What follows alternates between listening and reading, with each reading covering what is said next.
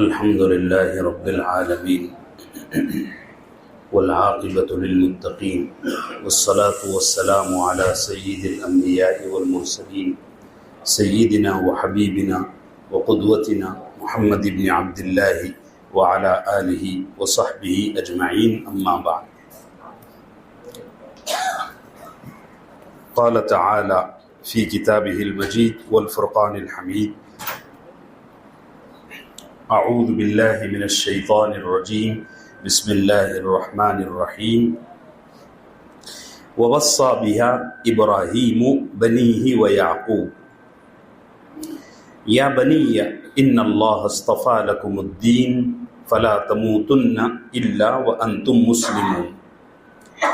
أم كنتم شهداء إذ حضر يعقوب الموت إذ قال لبنيه ما تعبدون من بعدي قالوا نعبد إلهك وإله آبائك إبراهيم وإسماعيل وإسحاق إلها واحدا ونحن له مسلمون.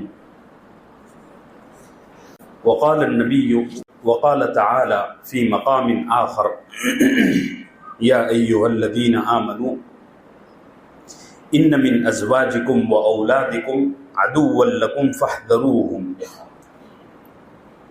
وقال تعالى في مقام آخر: إنما أموالكم وأولادكم فتنة والله عنده أجر عظيم.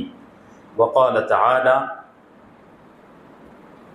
وأمددناكم بأموال وبنين. صدق اللہ العظیم. معزز حاضرین گرامی قدر، اللہ کا فضل ہے، تربیت اولاد کے سلسلے میں ہماری گفتگو جاری ہے، اور آج یہ اس موضوع کے حوالے سے تیسری نشست ہے. ترتیب کو تھوڑا الٹ کر اس دفعہ موضوع کو بنیاد بنایا گیا ہے. اس میں یہ چیز پیش نظر ہے کہ ہمارا وقت بچ جائے اور رمضان شریف سے پہلے پہلے یہ موضوع مکمل ہو جائے. اللہ کرے وقت میں برکت ہو.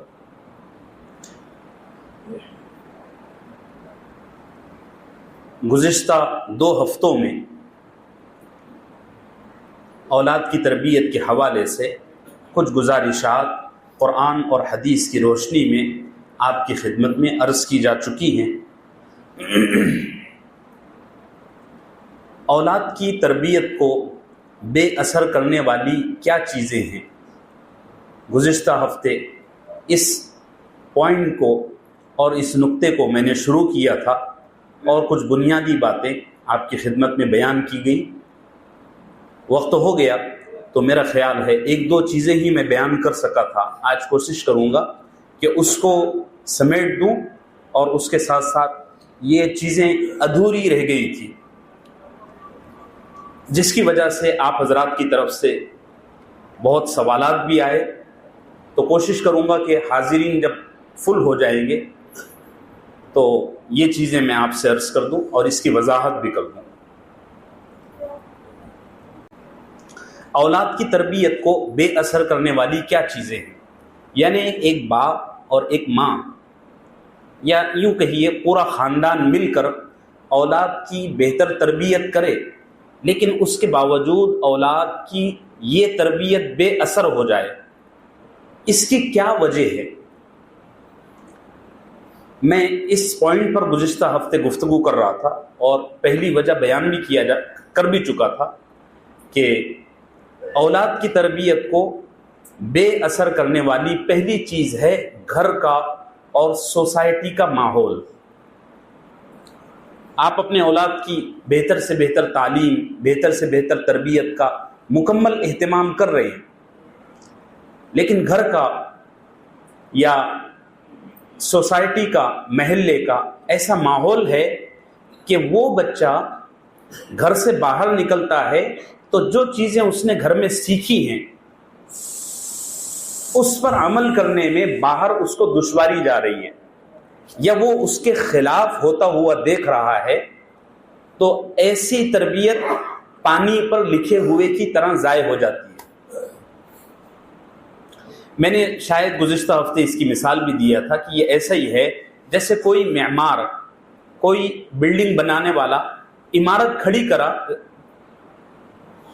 ابھی عمارت کے بنیادیں وہ بنا رہا تھا کہ کسی آدمی نے رات کے وقت آ کر اس بنیاد پر، اس بیس پر آرے کلاڑیاں چلا دی، تو ظاہر سی بات ہے عمارت میں مضبوطی آئے گی نہیں۔ معاشرے کا جو ماحول ہے، جو انوائرمنٹ ہے، اس کی ایسی ہی بالکل مثال ہے۔ والدین، دادا دادی، نانا نانی، ماما چاچا وغیرہ جو بھی رشتہ دار ہیں، یہ کتنی بھی اچھی تربیت کریں، لیکن اگر ماحول صحیح نہیں ہے، انوائرمنٹ صحیح نہیں ہے، تو بچہ سوسائٹی میں نکل کر یا اسکول میں جا کر گھر میں سیکھے ہوئے سنسکار ختم کر دے گا، اس کو موقع ہی نہیں ملتا۔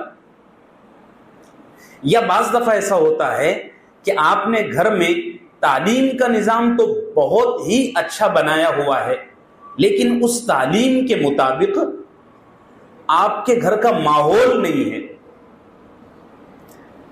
جیسے آپ گھر میں کسی اچھی کتاب کی تعلیم کرتے ہیں، پڑھنا پڑھانا ہوتا ہے ماشاءاللہ، آپ گھر میں بچوں کو نصیحت کا بھی اہتمام کرتے ہیں، آپ گھر میں بچوں کو موقع اچھے واقعات بھی سناتے ہیں، سیرت سناتے ہیں، صحابہ کے احوال بیان کرتے ہیں، احادیث سناتے ہیں، یا قرآن کریم کے ترجمے کا اہتمام ہے، لیکن قرآن کریم میں ہے کہ جھوٹ مت بولو، ٹھیک ہے، احادیث میں ہے کہ جھوٹ مت بولو۔ اللہ کے نبی نے فرمایا صلی اللہ علیہ وسلم، میرا امتی اگر میرا ہوگا تو جھوٹ نہیں بولے گا، باقی سب کرے گا، ٹھیک ہے۔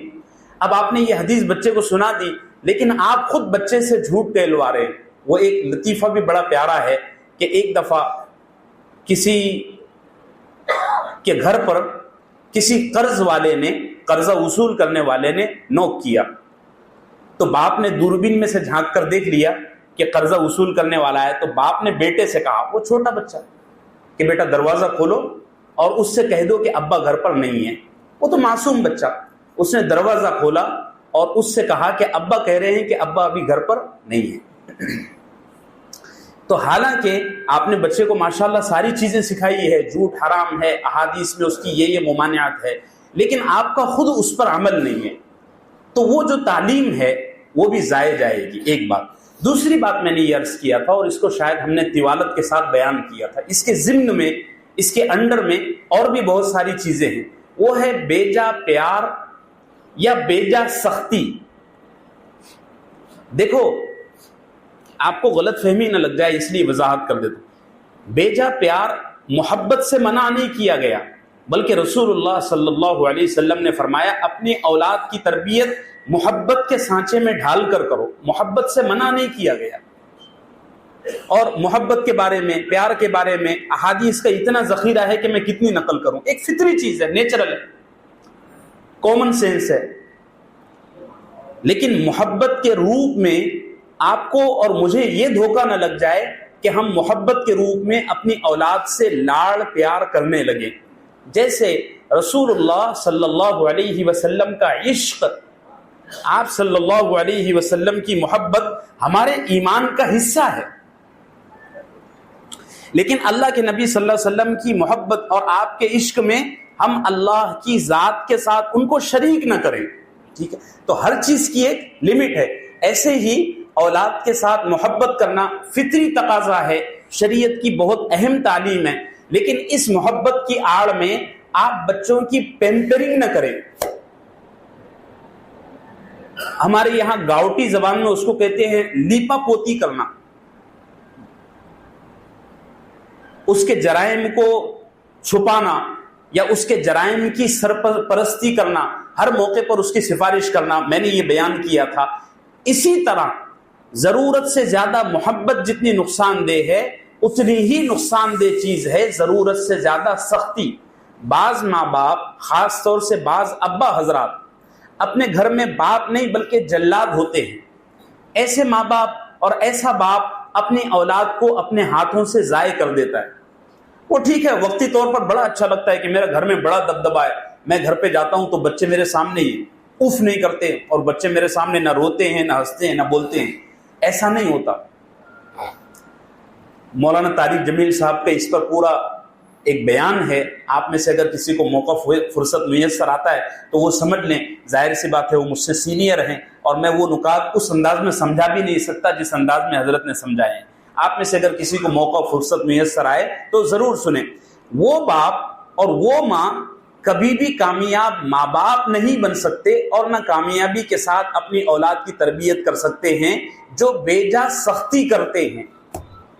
ایک وقت تک آپ کو بڑا اچھا لگے گا، دھوکہ بھی لگ جائے گا کہ ہم نے بڑا اچھا کیا، اپنی اولاد کو اپنے روب میں رکھا، لیکن اس کے بعد یہ ہوگا کہ اولاد یا تو بہت زیادہ خوف زدہ ہو کر کسی کام کی نہیں رہے گی، یا اولاد آپ کے باغی ہو جائیں گے۔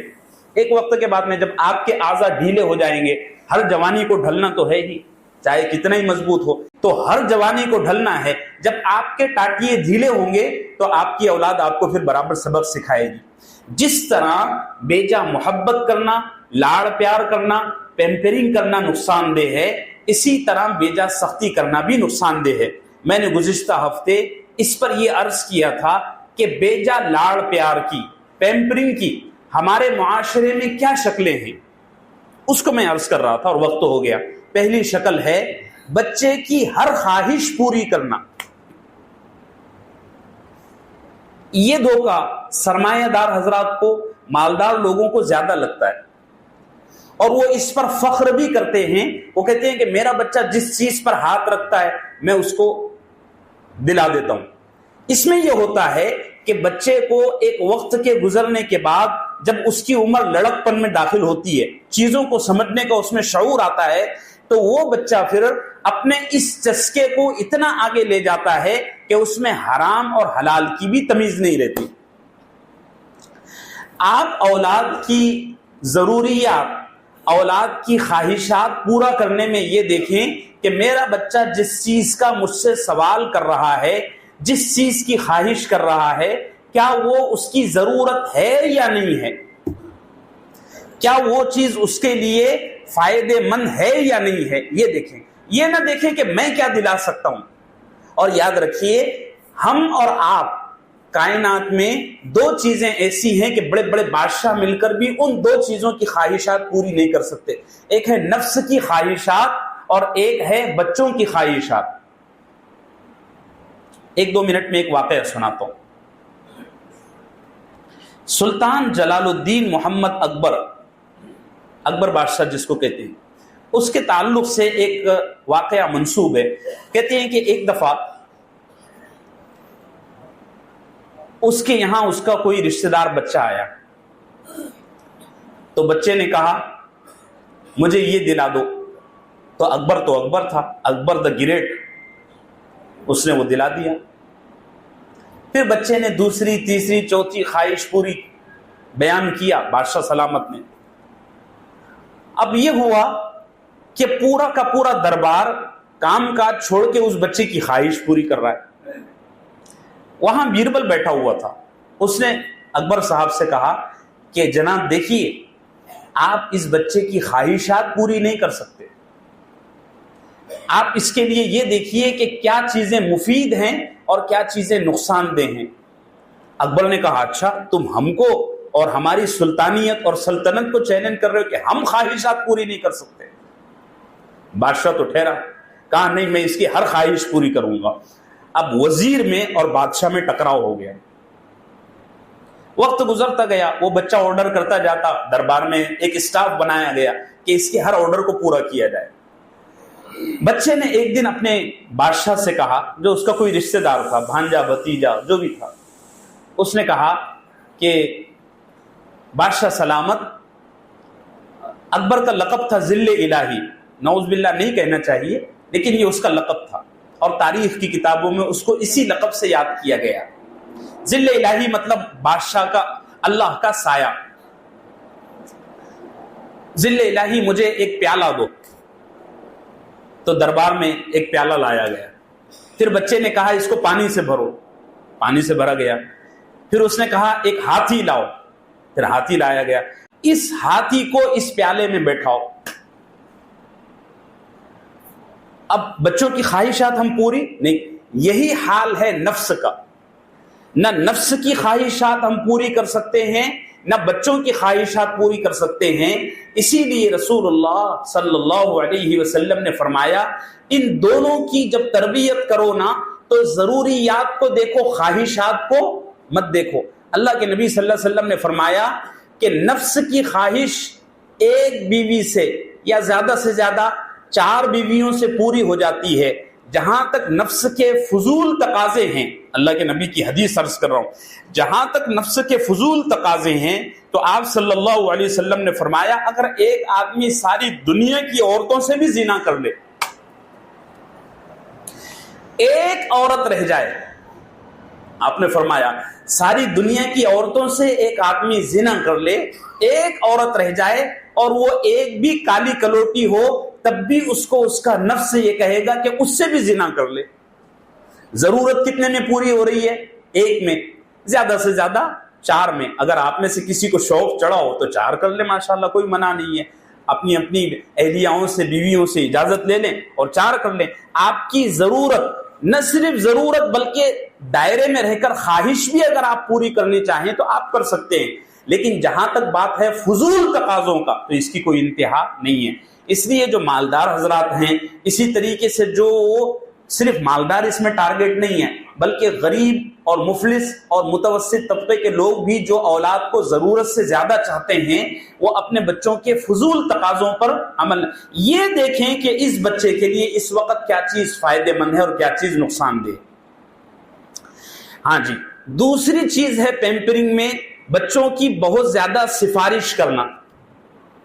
میرا بچہ غلط نہیں ہو سکتا۔ بچوں کی عادت ہوتی ہے، رشتہ داروں میں 4 بچوں میں جب جمع ہوتے ہیں تو جھگڑا کرتے ہیں، محلے میں جاتے ہیں تو جھگڑا کرتے ہیں، یا کبھی کبھار کسی بڑے سے، کسی استاد سے، کسی محلے کے بزرگ سے ٹکراؤ ہو جاتا ہے تو بچے بدتمیزی پر اتر جاتے ہیں۔ آپ کے پاس آپ کے بچے کی شکایت آ گئی، میری گزارش یہ ہے اور قرآن و حدیث کا تقاضا بھی یہی ہے کہ اگر آپ کے بچے کی غلطی نہ بھی ہو تب بھی آپ سامنے والی پارٹی سے معذرت مانگ لیں، اسی میں عافیت ہے۔ اس میں آپ کے بچے کا نفس دبے گا اور غیر شعوری طور پر بچے میں جرم کرنے کی جو عادت ہے، جو ہمت ہے، وہ ٹوٹے گی۔ اگر آپ اس کے پیچھے کھڑے رہے نا اور آپ نے بولا نا کہ میرا بیٹا غلط نہیں ہو سکتا، تو آپ کا بیٹا آج اگر غلط نہیں بھی ہوگا تو کل وہ اس کانفیڈنس میں غلط ضرور کرے گا۔ اس لیے آپ آج ہی پیچھے ہٹ جائیں۔ میں یہ معاشرے کی حقیقتیں بھی بتا رہا ہوں کہ ہمارے یہاں بعض ماں باپ ایسے رہتے ہیں نا کہ وہ بچوں کے آگے کسی کی سنتے نہیں ہیں، یہ غلط بات ہے۔ ایک بڑا پیارا جملہ بھی ہے، کسی نے کہا ہے کہ اپنے بچے اور دوسرے کی بیوی آدمی کو ہمیشہ اچھی لگتی ہے، اس کو اپنا بچہ اور دوسرے کی بیوی کبھی غلط نہیں لگتی۔ یہ معاشرے کی سچائیاں اور ریئلٹیز ہیں۔ اس لیے اگر آپ کے بچے کہیں غلط ہوں یا غلط نہ بھی ہوں تب بھی آپ اپنے بچوں کا خم نہ ٹھوکیں کہ نہیں میں اپنے بچوں کی سفارش کرتا ہوں۔ ہر جگہ آپ تواضع کے ساتھ پیش آئیں کہ جناب میرے بچے سے گستاخی ہو گئی ہے، میں معذرت چاہتا ہوں۔ نمبر 3، پیمپرنگ میں تیسری چیز جو ہے وہ یہ ہے کہ بچوں پر بہت زیادہ بھروسہ نہ کریں۔ یہ بھی بہت اہم معاملہ ہے، خاص طور سے وہ بچے جو لڑکپن کی عمر میں داخل ہو رہے ہوں۔ لڑکپن کی عمر میرے خیال سے اس زمانے میں 7 سال سے لے کر 14 یا 13 سال تک رہتی ہے۔ اس زمانے میں چونکہ بلوغت اب کم ہو گئی ہے، بلوغت کی مدت کافی کم ہو گئی ہے، عام طور سے اس زمانے میں گرم غذائیں، ہوٹلوں کا کھانا اور یہ سب فحش آلات کی کثرت کی وجہ سے بچے 14 اور 15 سال میں بلوغت کو پہنچ جا رہے ہیں۔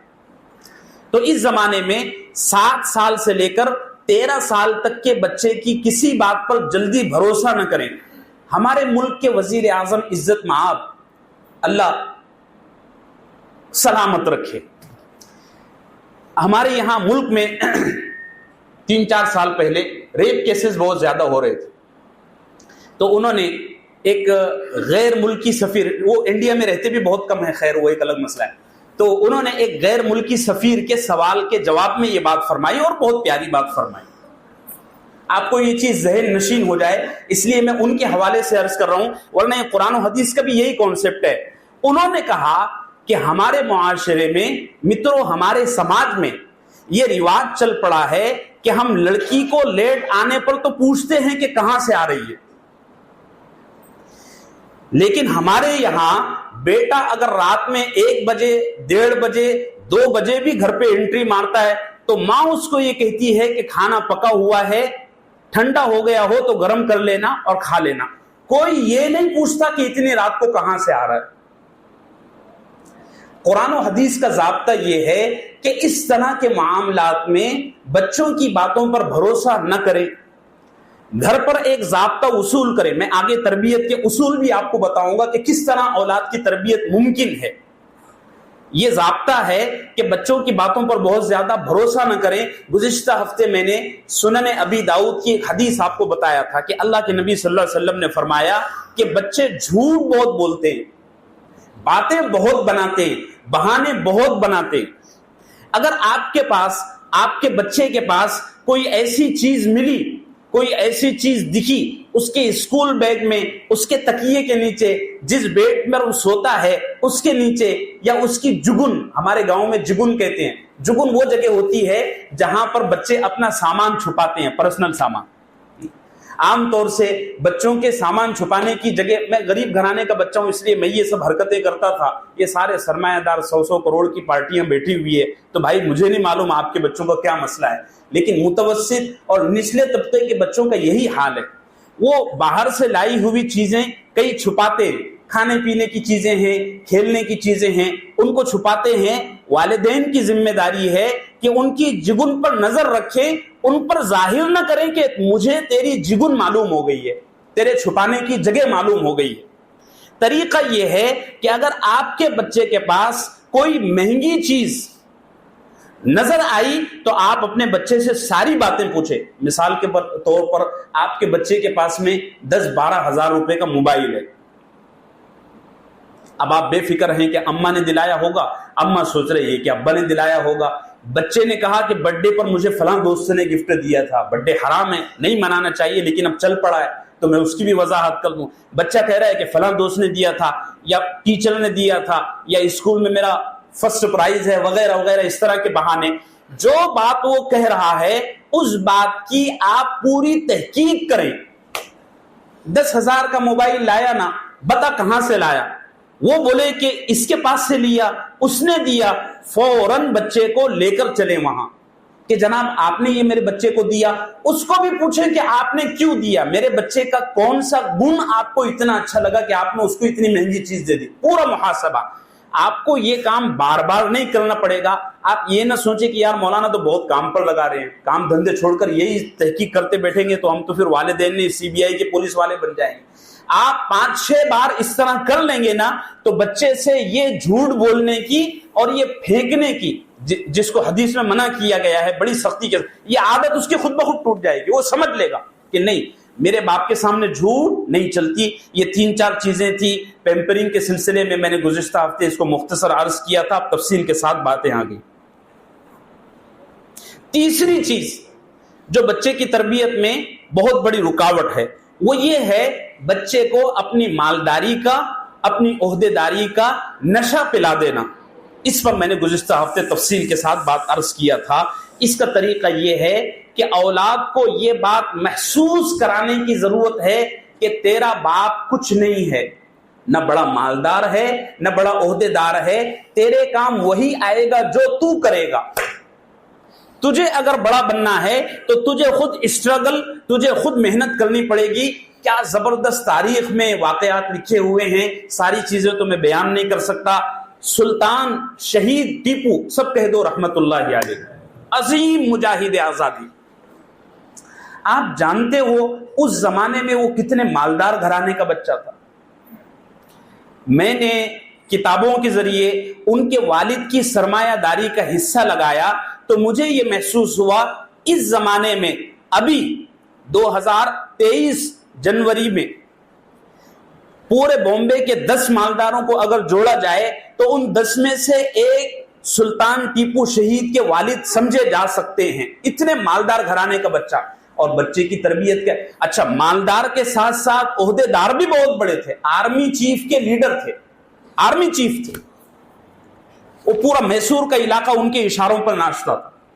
اور صرف تلوار کے بل بوتے پر حکومت نہیں تھی. ان کے جو والد تھے حضرت حیدر علی رحمۃ اللہ علیہ، ان کے بارے میں آتا ہے کہ وہ دلوں کو فتح کرنے والے تھے، دلوں پر راج.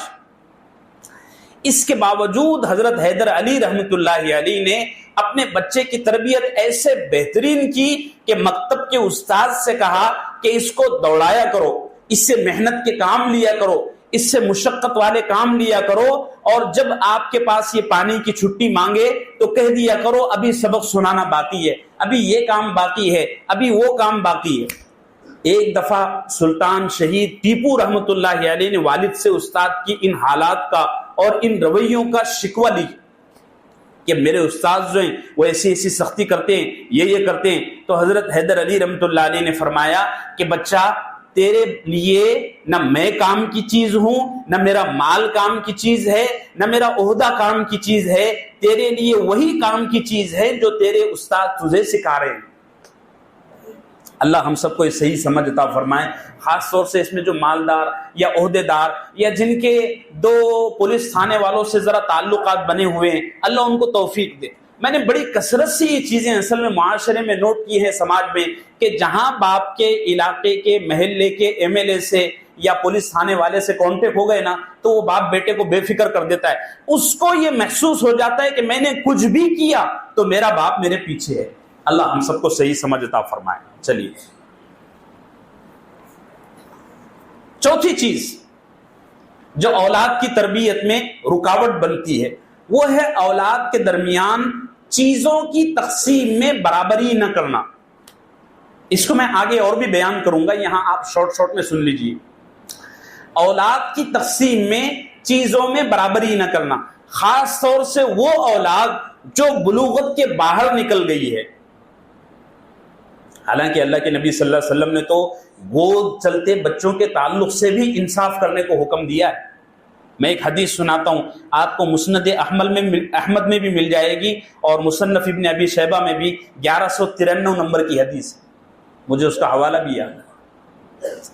ایک دفعہ ایک صحابی سرکار دو عالم صلی اللہ علیہ وسلم کے پاس آئے، اور بھی صحابہ بیٹھے ہوئے تھے. اللہ کے نبی صلی اللہ علیہ وسلم کے پاس وہ آئے نا، تو ان کے ساتھ ان کے دونوں بچے تھے. ایک بچہ رنگت میں گورا تھا اور ایک بچہ رنگت میں تھوڑا سا سیاہی، جس کو ہمارے یہاں کہتے ہیں سانولا، گندمی رنگ، ایسا بچہ تھا. تو انہوں نے اپنے گندمی رنگ کے بچے کو گود میں بٹھایا اور گورا بچہ مسجد میں کھیلنے لگا. وہ بچہ ذرا قریب آیا نا، تو انہوں نے اس بچے کی پیٹھ کو ایسے تھپ تھپی دی جس کی وجہ سے وہ بچہ چلا گیا. یہ ساری چیزیں سرکار دو عالم صلی اللہ علیہ وسلم دیکھ رہے تھے. جو گندمی بچہ تھا وہ گود میں بیٹھا ہوا تھا، جو گورا بچہ تھا وہ کھیل رہا تھا. قربان جاؤں رسول اللہ صلی اللہ علیہ وسلم پر، میرے ماں باپ آپ پر قربان. حالانکہ یہ دونوں بچے ایسے تھے جو نہ بات کرتے تھے نہ بات سمجھتے تھے، لیکن دیکھو انسان کا بچہ تو دور، جانور کا بچہ بھی محبت اور عداوت کو محسوس کرتا ہے. اس پر ساری ریسرچ آ چکی ہے. وہ بولتا نہیں ہے لیکن محسوس. میں نے گزشتہ ہفتے آپ سے عرض بھی کیا کہ ماں کے پیٹ میں 5ویں مہینے سے 6 مہینے سے بچہ ہر چیز کو محسوس کرتا ہے. اللہ کے نبی صلی اللہ علیہ وسلم نے دیکھا تو فرمایا یا تو اس بیٹے کو بھی گود میں سے اتار دے یا اس بچے کو بھی گود میں لے لے. یہ پورا واقعہ ہے. اس کے علاوہ ایک اور حدیث ہے، رسول اللہ صلی اللہ علیہ وسلم نے فرمایا ساووا بین ابنائکم. ایک اور حدیث میں ہے ساووا بین اولادکم. معلوم ہوتا ہے کہ اولاد میں برابری ضروری ہے. آج کل والدین کا یہ مزاج چل پڑا ہے کہ جو بچہ ذرا ٹیلنٹ ہوتا ہے، جو بچہ ذرا ABCD کے رٹے لگانے میں ماہر ہوتا ہے، اس بچے کے پیچھے ماں باپ اپنا گدھے اور گھوڑے کی طرح دوڑتے ہیں. اور جو بچہ ذرا کند ہوتا ہے، حالانکہ دیکھو کوئی بھی بچہ کند نہیں ہوتا، ہر بچہ دنیا میں ایک نئی صلاحیت کے ساتھ پیدا ہوتا ہے. یہ بات بھی نوٹ کرنے کی ہے. ہمارے یہاں یہ ذہن چل پڑا ہے کہ یہ بچہ کند ذہن ہے، وہ بچہ ذہین ہے. ایسا نہیں ہے.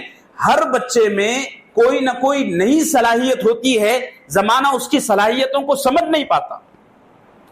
جیسے یہ تھامسن ایڈیسن جس نے یہ لائٹ ایجاد کیا مر گیا، لیکن اس بندے کو آپ سب کو پتا ہوگا، اس بندے کو ABCD میں کا B لکھنا نہیں آیا، مر گیا وہ B لکھتا تھا نا تو ایسا لکھتا تھا، اب مجھے بھی نہیں آتا ہے، میں اگر غلطی کروں بول دینا، B ہوتا ایسا ہے، وہ بیچارہ ساری زندگی B ایسا لکھتا تھا۔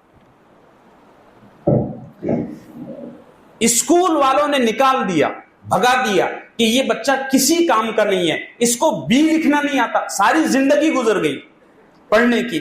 اسکول والوں نے چٹھی لکھی کہ آپ کے بچے پر ہماری محنت اور آپ کا سرمایہ ضائع ہو رہا ہے، آپ اس کو اپنے گھر پر ہی رکھیں۔ لیکن ماں بڑی زبردستی، ہاں ماؤں کا بڑا کردار ہوتا ہے۔ جس چٹھی پر یہ لکھ کر گھر میں آیا تھا اس چٹھی کو ماں نے چھپا دیا۔ تھامسن نے اپنی ماں سے پوچھا کہ اماں جان اس چٹھی میں کیا لکھا ہوا ہے؟ تو تھامسن کی ماں نے کہا بیٹا اسکول والے کہہ رہے ہیں کہ آپ کا بچہ اتنا قابل ہے اور اتنا ایڈوانس ہے کہ ہماری اسکول کے یہ لائق نہیں ہے، اسے کہیں اور پڑھانے کے لیے بھیجو۔ آج کی ماں ہوتی نا، ابے تو ایسے ہی نکما ہے، چل نکل بھاگ، چل جا ڈیری پر جا کے برتن دو، چل جا وہاں چوراہے پر۔ یہ وہ بچہ تھامسن ایڈیسن ایک نئی صلاحیت کے ساتھ پیدا ہوا تھا، اور ایسی صلاحیتوں کے ساتھ دنیا میں پرکٹ ہوا تھا کہ اس نے دنیا کی راتوں کو دن میں بدل دیا۔ یہ لائٹ اس کی ہے، ریڈیائی سسٹم جس پر ہمارا یہ موبائل چل رہا ہے اور پوری دنیا میں ہم بیٹھے بیٹھے کہیں کا کہیں کانٹیکٹ کر رہے ہیں سیکنڈوں میں، یہ سارا کا سارا سسٹم اس کا ریسرچ کیا ہوا ہے۔ وہ نئی صلاحیتوں کے ساتھ آیا تھا۔ میں یہ عرض کر رہا تھا کہ ہر بچہ نئی صلاحیت کے ساتھ پیدا ہوتا ہے۔ ہمارے یہاں ایک روایت پرستی چل پڑی ہے کہ جب تک کوئی بچہ ABCD میں پہلا نمبر نہ لا لے وہاں تک ہم اس کو قبول کرنے کو تیار ہی نہیں ہوتے۔ بلکہ میں تو یہ مشورہ دیتا ہوں والدین کو کہ اگر آپ کا بچہ اسکول میں فیل ہو رہا ہے تو آپ اپنے بچے کے بارے میں ڈبل سے غور کریں کہ یہ بچہ کیا صلاحیتیں لے کر پیدا ہوا ہے جس کو یہ زمانہ سمجھ نہیں پا رہا۔ میرے عزیزو بات سمجھ رہے ہیں؟ بنیادی بات یہ عرض کر رہا تھا کہ ہمارے اس دور میں اولاد کو اس روایت کی وجہ سے تقسیم کا شکار ہونا پڑتا ہے۔ جو بچہ ذرا کلاس میں پہلے نمبر کے ساتھ آتا ہے، ABCD کا رٹا لگانے میں، الف با تا سا کا رٹا لگانے میں ماہر ہوتا ہے، اس بچے کو جو ہے تو ہم بہت زیادہ اوپر لاتے ہیں، بہت اس کی تعریفیں کرتے ہیں۔ دوسرا بچہ جو ذرا کمزور ہوتا ہے اس معاملے میں تو ہم اس کو ذرا نظر انداز کرتے ہیں۔ اس کی وجہ سے اولاد میں حسد اور عداوت پنپتی ہے۔ آگے میں اس پر بات کروں گا۔ 4 چیزیں ہو گئی، 5ویں چیز بڑی اہم ہے، اس کو نوٹ کیجیے، اللہ ہم سب کو صحیح سمجھ عطا فرمائے۔ دیکھو اولاد میں کمال، صلاحیت، تقوی، دینداری، امانت داری اور ہر خیر ڈالنے کے لیے سب سے پہلی شرط ہے، اور اگر یہ نہ ہو تو ہر شرط ختم ہے، وہ یہ ہے کہ اولاد کی پرورش، اولاد کی تربیت حلال کے مال پر ہو، حرام کے مال پر نہ ہو۔ اگر آپ بہترین سے بہترین اسکول میں بچوں کو ڈالتے ہیں، اگر آپ بہترین سے بہترین بچوں کی تربیت کا نظام بناتے ہیں، لیکن اگر آپ نے اولاد کو حلال کا لقمہ نہیں کھلایا تو یہ اولاد خود بھی اور آپ کے لیے بھی جہنم میں جانے کا سب سے بڑا سبب بنے گی۔ یہ چیز آپ نوٹ کر لیجئے۔ باقی چیزیں اگر آپ نے یہ پورے سیشن میں، پوری نشستوں میں بھول بھی گئے تو کوئی فرق نہیں پڑتا، لیکن اولاد کی تربیت میں سب سے بڑا کردار ہے حلال لقمے کا۔ اگر لقمہ حرام ہے تو آپ کی اولاد ضائع ہے اور آپ بھی ضائع ہو۔ 8 حدیثیں سیدنا امام غزالی رحمۃ اللہ علیہ نے نقل کی، 8 حدیثیں۔ ان 8 حدیثوں کو نقل کرنے کے بعد سیدنا امام غزالی رحمۃ اللہ علیہ فرماتے ہیں کہ قیامت کے دن ایک جنتی آدمی جہنم میں صرف اس وجہ سے جائے گا کہ اس نے اولاد کی تربیت نہیں کی تھی۔ دیکھو میں کیا لفظ کہہ رہا ہوں، سمجھو۔ ایک جنتی آدمی کنفرم جنتی ہے، اور روایت میں آتا ہے کہ وہ جنت کے دروازے میں داخل ہونے کے لیے صرف ایک بالشت کے لیے ٹھہر جائے گا۔ ایک بالشت مطلب اس سے بھی زیادہ قریب، لیکن عین موقع پر اس کی اولاد اس کے سامنے آ جائے گی اور اللہ سے کہے گی کہ اس نے ہماری دنیا میں تربیت نہیں کی تھی، اس لیے آج ہم جہنم میں جا رہے ہیں، اے اللہ آپ اس کو بھی ہمارے ساتھ جہنم میں ڈالیے۔ اس کے لیے جہنم کا فیصلہ ہو جائے گا. اللہ ہم سب کی حفاظت فرمائے. ایک اور بڑی دلچسپ روایت ہے. وہ جنت میں جانے والا آدمی اللہ سے کہے گا کہ اے اللہ میں نے تو ان کی تربیت کا نظام بنایا تھا. اللہ کی طرف سے جواب آئے گا تربیت کا رسمی نظام بنایا تھا, لقمہ حرام کا کھلاتے تھے. اور صحیح مسلم کی حدیث ہے, یہ تو بہت اوتھینٹک حدیث ہے اور کئی طرق سے امام مسلم نے اس کو نقل کیا ہے کہ اللہ کے نبی صلی اللہ علیہ وسلم نے فرمایا وہ بدن کبھی جنت میں نہیں جا سکتا جس کی پرورش اور جس کی نشو و نما حرام مال پر کی گئی ہو. اللہ ہم سب کو صحیح سمجھ عطا فرمائے. ہمارے معاشرے میں, ہماری انسانی تاریخ میں جتنے بڑے لوگ گزرے ہیں, آپ ان کی بڑائی کی وجہ سنیں اور پڑھیں اور دیکھیں کہ ان کے والدین نے ان کے لیے سب سے پہلے حلال مال کا بندوبست کیا تھا. حضرت علامہ اقبال کو کون کون جانتا ہے؟ ذرا ہاتھ اٹھائے. ماشاءاللہ, بڑی خوشی کی بات. بہت بڑے شاعر, بہت بڑے فلسفی. ہم نے تو شاید ان کو نہیں سمجھا.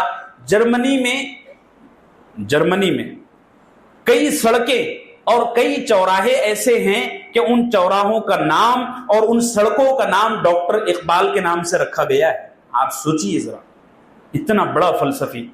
ان کے بارے میں آتا ہے کہ ان کی ولادت سے پہلے ان کے والد سودی کاروبار کرتے تھے. ہیوی ڈپازٹ بھی اس میں آ گیا. سودی کاروبار کرتے تھے. ماں نے کہا کہ دیکھو ہمارے یہاں بچہ پیدا ہونے والا ہے, آپ کا کاروبار سودی ہے. یہ دیکھو سب ماؤں کا کام رہتا ہے بھائی, ہر جگہ تو ماں کا نام آتا ہے. ہمارے یہاں ماؤں کی پہلی چاہت ہی شاہ رخ خان بن گیا ہے. تو ماں نے کہا کہ ہمارا گھر سود پر چلتا ہے اور اب ہمارے یہاں بچہ پیدا ہونے والا ہے, میری یہ گزارش ہے کہ آپ اس کاروبار سے ابھی کے ابھی توبہ کریں. اب آدمی تو آدمی ہوتا ہے, پہلی دفعہ اس نے مانا نہیں باپ نے. ماں نے کہا اگر آپ نہیں مانتے تو میں ایک کام کرتی ہوں, میں اپنے والد کے جو زیورات میرے پاس ہدیہ دیے ہوئے ہیں ان کو بیچ کر بکری خریدتی ہوں اور بچے کی پرورش نشو و نما اسی بکری کے دودھ پر کرتی ہوں, میرے دودھ پر نہیں کرتی. سبحان اللہ. انہوں نے وہ زیور بیچے, بکری لائی, یہاں تک کہ بکری کے کھانے پینے کا چارہ پارا جو ہوا کرتا تھا وہ بھی حضرت رحمت اللہ علیہ کی والدہ اپنے خاص جیب سے اسی زیور کے پیسوں سے دیا کرتی تھی. یہاں تک کہ والد محترم نے 1-2 سال کے بعد سودی لین دین سے, سودی کاروبار سے باقاعدہ توبہ کی. اس طرح علامہ اقبال رحمت اللہ علیہ اقبال بنے. اللہ ہم سب کو اقبال جیسی اولاد نصیب فرمائے. حرام کا مال کھائی ہوئی اولاد پنپ نہیں سکتی. دیکھیے چھٹی چیز ہے, یہ بھی بڑی اہم ہے, اس کو بھی ذرا سنجیدگی سے لینے کی ضرورت ہے, اور وہ یہ ہے کہ والدین کے باہمی چپقلش. جن گھروں میں میاں بیوی میں جھگڑے ہوتے ہیں, جن گھروں میں والدین اپنے ماں باپ سے, بہن بھائیوں سے لڑتے رہتے ہیں, یا اگر نہیں لڑتے تو والدین کی, بہن بھائیوں کی غیبتیں کرتے ہیں, اس گھر کے بچے بھی کبھی بھی اچھے سنسکار نہیں لے پاتے. ہمارے یہاں افسوس کی بات یہ ہے, میرے مہاراشٹر کا میں حال بول رہا ہوں, اس میں اکثر چونکہ راجستھان کے ہیں, یو پی کے ہیں, بہار کے ہیں اور دیگر صوبوں کے لوگ ہیں, آپ کا مجھے پتہ نہیں ہے. ہمارے یہاں معاشرے میں نا, مہاراشٹر میں اور میرے علاقے ودربھ میں صورتحال اتنی بدترین ہے میرے عزیزو. یہ آواز چونکہ میرے اپنے گاؤں تک بھی جاتی ہے, اس لیے عرض کر رہا ہوں کہ کسی کے, میں خود اس گٹر کا پانی پیا ہوا ہوں. ہمارے یہاں ماں باپ اپنی تسکین کے لیے اپنی اولاد کو استعمال کرتے ہیں. بیٹا ذرا جا کر دیکھ کے آؤ نا, چچا چچی دادا دادی اپنے بارے میں کیا باتیں کر رہے ہیں. بچے کو جاسوسی کے لیے استعمال کرتے ہیں. ماں باپ بیٹھ کر اپنی بہن بھائیوں کی, سسرال والوں کی غیبتیں کر رہے ہوتے ہیں. ماں باپ بیٹھ کر گھر میں جھگڑ رہے ہوتے ہیں. تو ایسے گھر کی اولاد 100% ضائع ہونا ہی ہونا ہے, یہ لکھ کر لے لو. کہیں نہ کہیں اس کا زہر اور اس کا اثر معاشرے میں نظر آئے گا. 7ویں چیز ہے جو اولاد کی تربیت میں اس زمانے میں بہت بڑی رکاوٹ ہے, اور وہ ہے آپ کا mobile, laptop, tablet, iPad. یہ ساری چیزیں آپ کے بچے کی تربیت میں بہت بڑی رکاوٹ ہیں، بلکہ بگاڑ کا ایک بہت بڑا ذریعہ ہے۔ لیکن ذرا سمجھیے اس چیز کو، یہ جو چیزیں ہیں نا، یہ موبائل ہے، لیپ ٹاپ ہے، ٹیبلٹ ہے، یہ چیزیں اب ہمارے بدن کا حصہ بن چکی ہیں، ہم اس سے الگ نہیں ہو سکتے۔ اور ان چیزوں میں بہت سا خیر بھی ہے، بلکہ اگر آدمی کی طبیعت میں خیر ہو تو یہ چیزیں سراپا خیر ہی خیر ہیں، اس کا انکار نہیں ہے۔ لیکن مسئلہ یہ ہے کہ آپ اپنے بچوں کے ہاتھ میں یہ چیزیں اپنی نگرانی میں دیں، تنہائی میں نہ دیں، اور ٹائم ٹو ٹائم بچوں کے ہاتھ میں یہ چیزیں دیں۔ میں آپ سے عرض کروں کہ ان چیزوں کا بے جا استعمال کرنے کی وجہ سے بچے نہ صرف روحانی طور پر ضائع ہو رہے ہیں بلکہ جسمانی طور پر بھی ضائع ہو رہے ہیں، جسمانی طور پر بھی ضائع ہو رہے ہیں۔ میرے اپنے قریبی رشتہ داروں میں ابھی 2-3 مہینے پہلے، میرے سفر سے پہلے، ایک بچے کی پوری آنکھ ضائع ہو گئی۔ دن میں 3-4 گھنٹہ وہ موبائل دیکھتا تھا، ضائع ہو گیا۔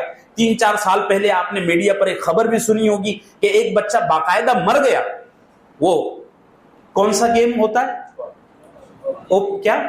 پب جی کھیلتے کھیلتے کھیلتے اس کے دل پر دورہ پڑا اور وہ بچہ مر گیا۔ بہت ہی افسوس کی بات ہے، سورت میں ایک حکیم ہے، اس کو بہت اہمیت کے ساتھ ذرا آپ سنی۔ سورت میں ایک حکیم ہے، حکیم چیچی، ان کا تو انتقال ہو گیا، ابھی ان کے بچے ہوتے ہیں۔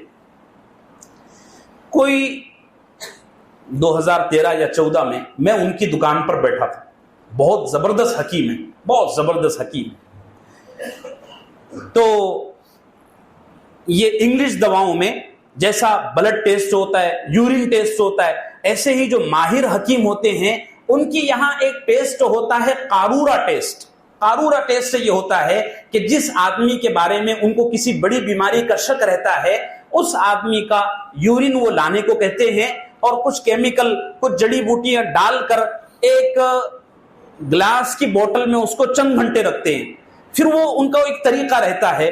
حکیم چیچی رحمت اللہ علیہ کے بیٹے آئے، ایک قارورہ انہوں نے ہمارے سامنے پیش کیا، کہنے لگے مولانا یہ دیکھو، یہ جو قارورہ ہے یہ صرف 17-18 سال کے بچے کا ہے، لیکن اس قارورے کی کیفیت اور اس قارورے والے کی کیفیت ابھی یہ ہے کہ جیسے یہ 80 سال کا بوڑھا۔ ساری مردانگی اس کی ضائع ہو گئی۔ کتنے بچوں سے مسافہ کرو نا، بالغ بچوں سے، ان کے ہاتھ ٹھنڈے ہوتے ہیں اور پسینے میں لت پت ہوتے ہیں، یہ اچھی علامتیں نہیں ہیں۔ کتنے بچے ایسے ہیں، جوان بچے، ان کے چہرے پر جوانی کی کوئی چمک نہیں ہے۔ کتنے بچے ایسے ہیں جن کی یہ چمڑیاں مرجھائی ہوئی ہیں، ان کی خلوتیں پاکیزہ نہیں ہیں۔ کہنے کو اچھا نہیں لگتا، لیکن والدین کو میں متوجہ کر رہا ہوں، اپنے بچوں کو غسل خانے میں 15 سے 20 منٹ تک نہ رہنے دیں۔ آگے میں اس پر تفصیل سے بات کروں گا اور پوری بے حیائی کے ساتھ بات کروں گا۔ ہمارے بچوں کی پاکیزگیاں، خلوتیں اب پاکیزہ نہیں رہی۔ اگر آپ کا گھر بڑا ہے، آپ کا بچہ الگ کمرے میں سوتا ہے، آپ الگ کمرے میں سوتے ہیں، اور آپ کا بچہ جوانی کی دہلیز کو کراس کر رہا ہے، تو آپ اپنے بچے کے لیے یہ قانون بنائیں کہ خبردار، کمرے کا دروازہ اندر سے نہیں بند کرنا، چادر پوری اوڑھ کر نہیں سونا، تو جوان ہے، تیرے کو ٹھنڈی نہیں لگتی۔ ہاں جی، رات میں کسی بھی پہر اٹھ کر چیک کرو کہ بچہ سو گیا ہے یا کیا کر رہا ہے۔ دن میں وہ حشاش بشاش رہتا ہے یا اونگتا رہتا ہے، جیسے آج کل نوجوان، انہیں نیند آ رہی، وہ مریل، سست، کاہل، بدن بالکل ٹھنڈے، چہرے بالکل مرجھائے ہوئے، ناک بالکل چندیائی ہوئی مردے کی طرح۔ یہ سب علامتیں ہیں ہمارے نوجوانوں کی جوانیاں اب پاکیزہ نہیں رہی۔ یہاں پر ایک باڈی گارڈ ہوا کرتے تھے، بہت زبردست آدمی تھے، 6 فٹ کا ان کا قد تھا، وہ باڈی گارڈ سسٹم کی پوری وہ ایک ٹیم چلاتے ہیں۔ انہوں نے ایک دفعہ مجھ سے پرسنل میں کہا تھا کہ مولانا ہم اپنی ٹیم کے لیے بچے تلاش کرتے ہیں، لیکن کسی بھی بچے میں وہ صلاحیت نہیں ملتی کہ یہ کہا جا سکے کہ یہ پورا مرد ہے۔ ہمارے بچے ضائع ہو رہے ہیں، اللہ ہم سب کو صحیح سمجھ عطا فرمائے۔ یہ چیز میں سمجھا دیتا ہوں، میں نے اس کو بڑا مختصر سمجھایا تھا، بہت مختصر سمجھایا تھا۔ سمجھایا صرف یہ تھا کہ 100 بچوں میں سے 62 بچے والدین کی طرح ہوتے ہیں، 9 بچے خاندان میں کسی آدمی کی طرح، 4 بچے شہر یا محلے کے کسی آدمی کی طرح، 16 بچے استاذ اور مشائخین کی طرح، 6 بچے ملکی یا عالمی لیول کی کسی شخصیت کی طرح، اور 1 بچے مالداروں کی طرح، مالداروں کو فالو کرتے ہیں۔ یہ میں نے سرسری آپ سے بتایا تھا، جس کی وجہ سے خواتین کی طرف سے اور آپ حضرات کی طرف سے سوالات کی بڑی بوچھار ہوئی۔ میں نہیں چاہ رہا تھا اس میں تفصیل کے ساتھ، اس میں تین تھیوریاں ہیں۔ ایک بات تو یہ ہے کہ 100 میں سے 62 بچے والدین کے پیچھے چلتے ہیں، جو میں نے سمجھا دیا تھا، یہ تھیوری میں نے صرف سمجھا دیا تھا۔ اس میں دوسری تھیوری یہ ہے کہ 100 میں سے 62 نہیں بلکہ 62%، یعنی ایک بچہ ان تمام لوگوں کو فالو کرتا ہے۔ اس کے اندر 100 میں سے 62 گن ماں باپ کے ہوتے ہیں، 9 گن خاندان کے کسی فرد کے ہوتے ہیں، 4 گن شہر یا محلے کے کسی فرد کے ہوتے ہیں، اس طرح۔ دوسری تھیوری یہ ہے۔ تیسری تھیوری اس سلسلے میں یہ ہے کہ ایک بچہ اصل میں اپنے والدین کو ہی فالو کرتا ہے، ساری زندگی اس کے سامنے اس کے والدین ہی سب کچھ ہوتے ہیں، لیکن چونکہ والدین ان میں سے کسی کو فالو کرتے ہیں تو وہ ان کے پیچھے چلتا ہے۔ بات سمجھ میں آ رہی نا؟ اب خواتین کی طرف سے یہ سوال پوچھا گیا کہ ماں باپ میں سے زیادہ بچہ کس کو فالو کرتا ہے، ماں کو یا باپ کو؟ گزشتہ ہفتے میں نے اس سلسلے میں بھی عرض کیا تھا، لیکن دیکھیے ماں باپ میں سے زیادہ تر بچہ ماں کو فالو کرتا ہے، باپ کو نہیں، چاہے بیٹا ہو یا بیٹی۔ اصل میں بیٹا بھی اور لڑکا بھی بیٹی بھی یہ دونوں اصل میں ماں کو ہی فالو کرتے ہیں۔ اصل ضابطہ یہ ہے۔ میں آپ کو ایک واقعہ سناتا ہوں، 1 منٹ لگے گا۔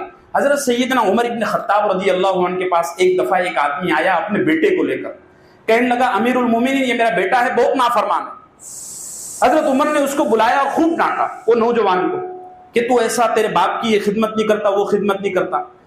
اس نے ساری بات سنی، پھر وہ بیٹے نے حضرت عمر سے پوچھا کہ امیر المومنین ذرا یہ بتائیں کیا اولاد پر ماں باپ کے حقوق ہیں تو ایسے ہی ماں باپ پر اولاد کے حقوق نہیں ہیں کیا؟ بچے نے سوال اٹھایا۔ ہم صرف ایک ہی بات کو لے کر چلتے ہیں، دوسری کو چھوڑ دیتے ہیں۔ حضرت عمر نے فرمایا ہاں ہے۔ تو بچے نے کہا میرے باپ کو بتاؤ میرے اس پر کیا حق ہیں؟ حضرت عمر نے فرمایا تیرے اس پر 3 حق ہیں۔ اچھی عورت سے شادی کرنا۔ عشق والے سنو ذرا، سنو۔ پہلا حق کیا فرمایا؟ اچھی اولاد پیدا کرنے کے لیے اچھی بیوی سے شادی کرنا۔ دوسرا حق ہے اولاد کا اچھا نام رکھنا، اور تیسرا حق ہے اولاد کو قرآن کی تعلیم دینا۔ وہ نوجوان نے کہا یہ جو میرا باپ ہے نا، اس سے آپ پوچھو، اس نے ان تینوں میں سے میرا کوئی بھی حق ادا نہیں کیا، اس نے ایک غلط اور بیکار خاندان کی لڑکی سے شادی کیا، عشق ہو گیا تھا، کر لیا بس۔ میرا نام بھی ایسا رکھا ہے کہ اس کا معنی بھی اچھا نہیں نکلتا، اور مجھے اس نے قرآن بھی نہیں پڑھایا۔ حضرت عمر رضی اللہ عنہ نے فرمایا پھر تو قصوروار نہیں ہے، تو آزاد ہے، چاہے جو کر، اصل گنہگار تیرا باپ ہے۔ اس لیے میں نوجوانوں سے کہہ رہا ہوں شادی عشق سے مت کرو۔ پچھلے ہفتے ایک لڑکے نے آ کر مجھ سے کہا بھی کہ مولانا میں آپ کے ہاتھ پر توبہ کرتا ہوں، مجھے عشق ہوا تھا لیکن اب میں اپنے ماں باپ کی مرضی کے مطابق شادی کروں گا۔ اللہ اس نوجوان کو جزائے خیر عطا فرمائے۔